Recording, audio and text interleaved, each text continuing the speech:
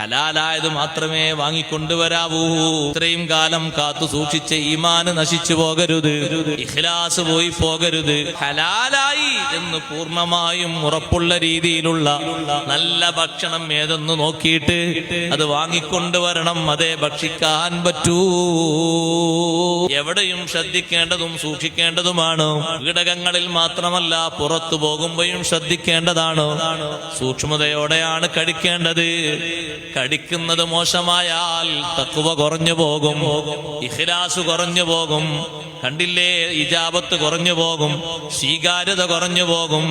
എത്ര ആളുകളുണ്ട്, നബി സല്ലല്ലാഹു അലൈഹി വസല്ലം തങ്ങൾ പറഞ്ഞില്ലേ, എത്ര ആളുകളുണ്ട് അവരുടെ ഭക്ഷണം ഹറാമാണ്, പാനീയം ഹറാമാണ്, ധരിച്ചത് ഹറാമാണ്, ഹറാമിലായിട്ട് നിറഞ്ഞ ജീവിതമാണ്.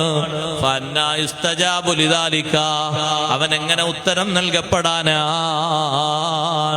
അതുകൊണ്ട് കടിക്കുന്നത് ഹറാമാകരുത്. ഇബാദത്തിന് തീരെ ലദ്ദത്ത് ലഭിക്കുകയില്ല.